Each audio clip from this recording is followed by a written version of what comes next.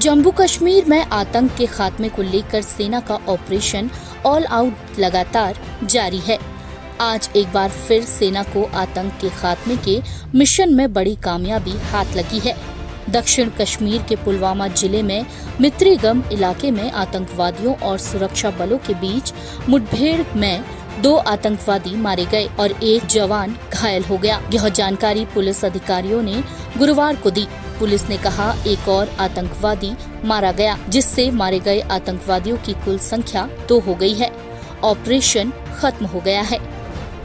Police और सुरक्षा बलों की एक संयुक्त टीम ने खुफिया जानकारी के आधार पर आतंकवादियों की मौजूदगी वाले इलाके को घेरकर तलाशी अभियान शुरू किया था। जैसे ही सुरक्षा बल आतंकवादियों की छिपी हुई जगह पर पहुंचे, तभी उन्होंने बचाव में गोलाबारी की। इसी के साथ दोनों के बीच मुठभेड़ शुरू हो गई। मुठभेड़ के बाद मारे गए दोनों आतंकवादियों की पहचान कर ली गई है।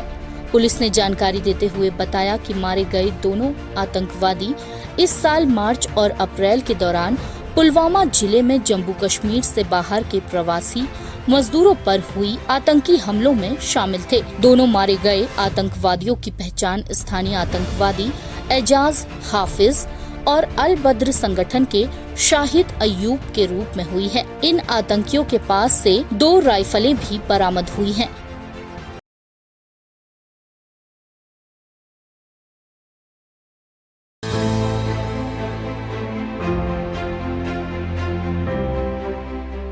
टेस्ला के सीईओ एलन मस्क इन दिनों काफी चर्चाओं में बने हुए हैं। एलन मस्क ने हाल ही में दुनिया की सबसे बड़ी सोशल मीडिया कंपनियों में से एक ट्विटर को खरीद लिया। वहीं अब एलन मस्क ने नए ट्वीट कर कोका कोला खरीदने की बात कर दी, जो तेजी से वायरल हो रहा है। एलन मस्क ने गुरुवार सुबह ट्वीट करते हुए कहा कि अगला मैं कोका कोला को खरीद रहा हूं, ताकि कोकीन वापस डाली जा सके। मस्क के इस ट्वीट के पीछे क्या वजह है, इसकी जानकारी तो नहीं है, लेकिन उनके अगले कुछ ट्वीट से आप कुछ बातों का अंदाजा जरूर लगा सकते हैं। इसके आगे उन्होंने एक ट्वीट कर कहा, चलिए ट्विटर को मैक्सिमम फन बनाते हैं।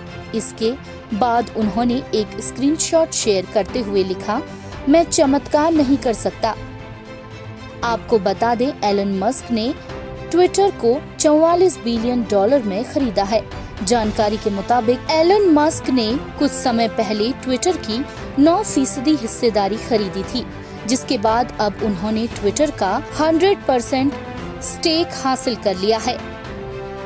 ट्विटर को खरीदने के बाद एलन मस्क ने कहा था, फ्री स्पीच किसी भी डेमोक्रेसी के काम करने के लिए काफी जरूरी है। उन्होंने बताया कि वो ट्विटर को और भी बेहतर नए फीचर के साथ बनाना चाहते हैं।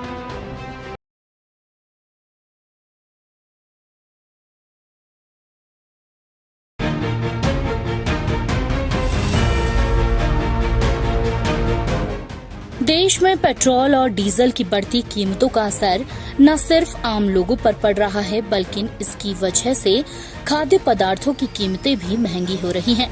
इस बीच बुधवार को प्रधानमंत्री नरेंद्र मोदी की तरफ से राज्य के मुख्यमंत्रियों के साथ बैठक के दौरान पेट्रोल डीजल की बढ़ी कीमतों पर राहत देने को कहा गया।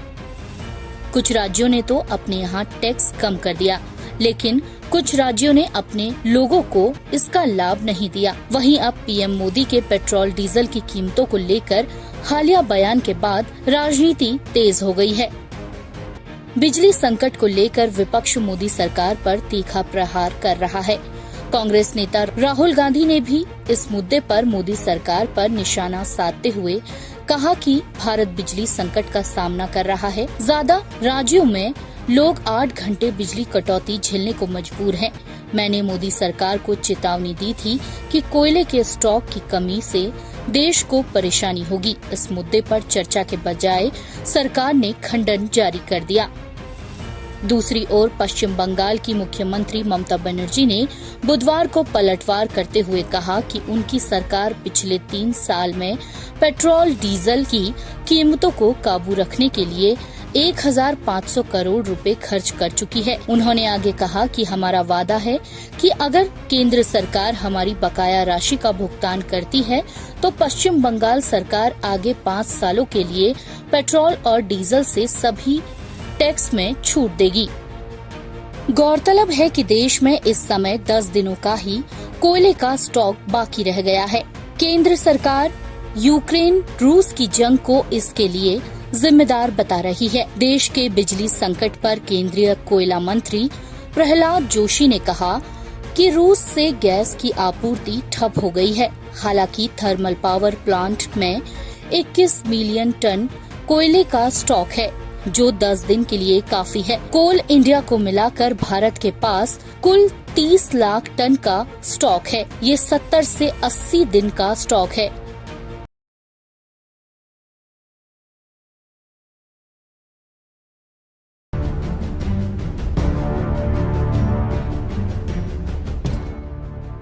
भारत में कोरोना के बढ़ते मामलों ने सबको चिंता में डाल दिया है। भारत में कोरोना के केस फिर बढ़ने लगे हैं। पिछले 24 घंटे में कोरोना के 3,303 नए मामले सामने आए हैं। इससे पहले मंगलवार को कोरोना के 2,927 मामले सामने आए थे। वहीं 32 लोगों की मौत कोरोना से हुई थी। देश के साथ राजधानी दिल्ली में कोरोना की रफ्तार अब डराने लगी है।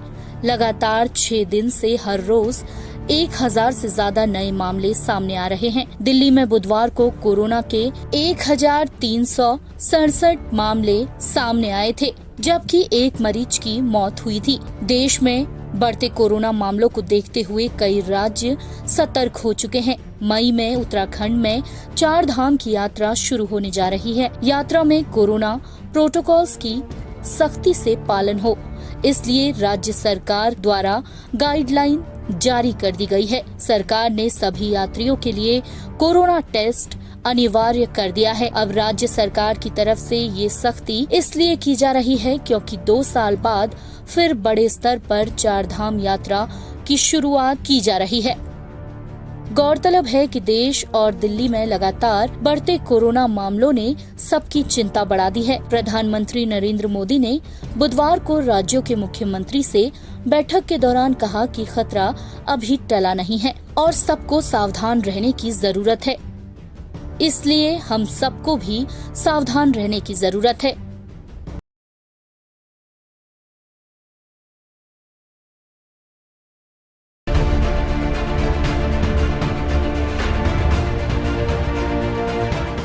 देश में कोरोना के मामले लगातार बढ़ते जा रहे हैं, जिसने राज्य के साथ केंद्र सरकार के माथे पर भी चिंता की लकीरें ला दी हैं, जिसको लेकर देश के प्रधानमंत्री नरेंद्र मोदी भी अलर्ट मोड पर आ चुके हैं। देश में कोरोना की चौथी लहर की संभावना के बीच बुधवार को पीएम मोदी ने विभिन्न राज्यों के मुख्यमंत्रियों के साथ अहम बैठक की। इस बैठक में बढ़ रहे कोरोना संकट पर बात करते हुए पीएम मोदी ने आगे का एक्शन प्लान देश के सामने रखा। प्रधानमंत्री ने मुख्यमंत्रियों की बैठक को संबोधित करते हुए कहा कि दुनिया के अन्य देशों की हालत देखकर हमें ज्यादा सतर्क रहने की जरूरत है। कुछ राज्यों में कोरोना केस बढ़े हैं, अभी कोरोना कहीं नहीं गया है।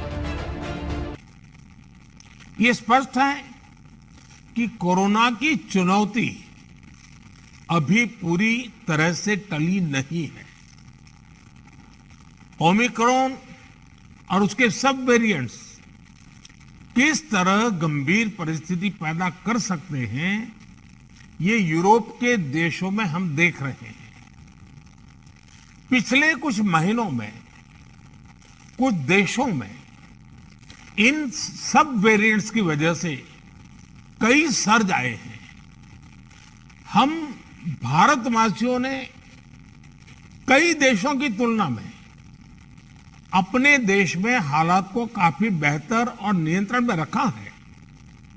इन सब के बावजूद पिछले 2 हफ्तों से जिस तरह से कुछ राज्यों में केसेस बढ़ रहे हैं, उससे हमें अलर्ट रहने की जरूरत है।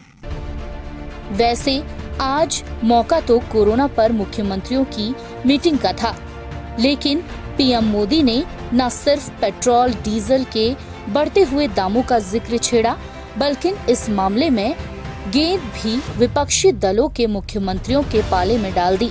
बढ़ती तेल कीमतों के लिए विपक्ष के निशाने पर आए प्रधानमंत्री नरेंद्र मोदी आज पलटवार के मूड में दिखे। पीएम मोदी ने तेल कीमतों में महंगाई की आग की वजह रूस यूक्रेन युद्ध को बताया। फिर उन्होंने केंद्र राज्यों के बीच तालमेल की दुहाई दी और विपक्षी मुख्यमंत्रियों से कहा कि वे भी जनता को राहत देने के लिए पेट्रोल डीजल पर टैक्स घटाएं, जैसे केंद्र ने नवंबर के महीने में एक्साइज ड्यूटी घटाई थी।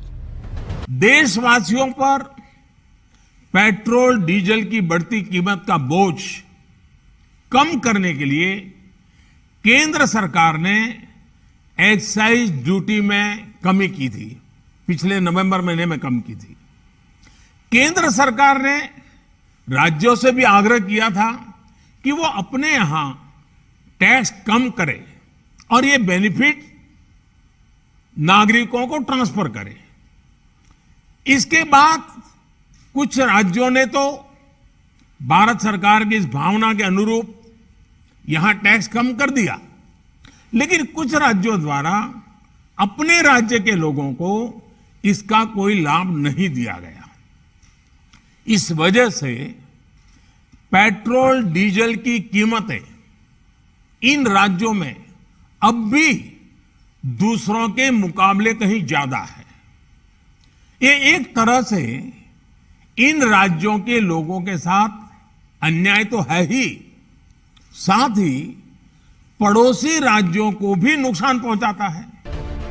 गौरतलब है कि पीएम मोदी का ये बयान ऐसे समय में आया है जब जनता पेट्रोल, डीजल, पीएनजी, सीएनजी के रोज बढ़ते दामों से त्रस्त है। इसे लेकर विपक्ष मोदी सरकार को घेर रहा है, लेकिन अब चूंकि खुद प्रधानमंत्री ने सीधे मुख्यमंत्रियों से बातचीत में तेल पर वैट घटाने की अपील कर दी है, तो ये विपक्ष के लिए भी न निगलते बनेगा और न उगलते।